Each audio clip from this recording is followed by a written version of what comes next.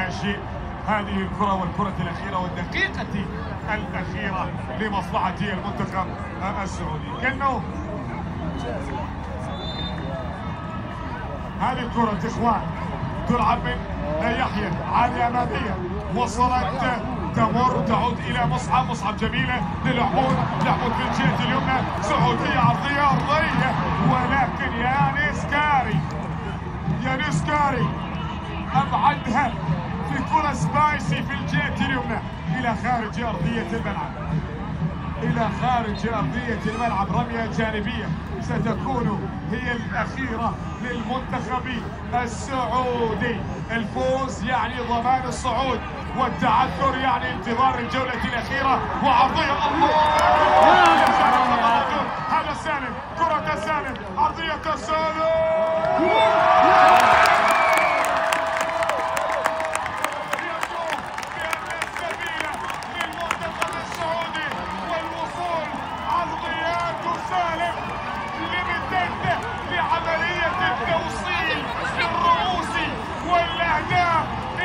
يسجل المنتخب السعودي عن طريق شركة سالم المتحدة لتوصيل الكرات العرضية المضمونة لضمان 3 أهداف للكرة السعودية.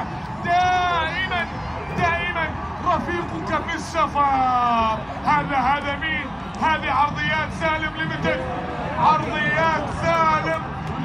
المتحدة، شركة سعودية وطنية لتوصيل الكرات للمرمى. وكنو برج الفيصلية يسجل الآن 3 أهداف المنتخب السعودي، وأولها في لقاء اليوم.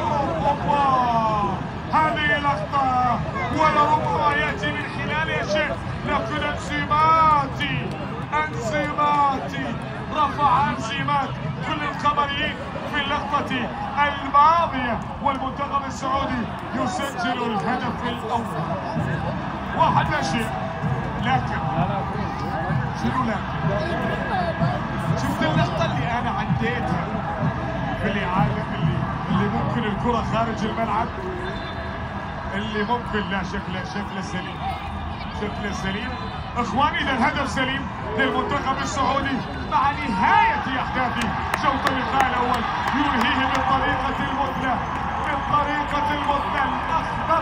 يتقدم عن طريق محمد كنو وعرضية سالم ليميتد. بعد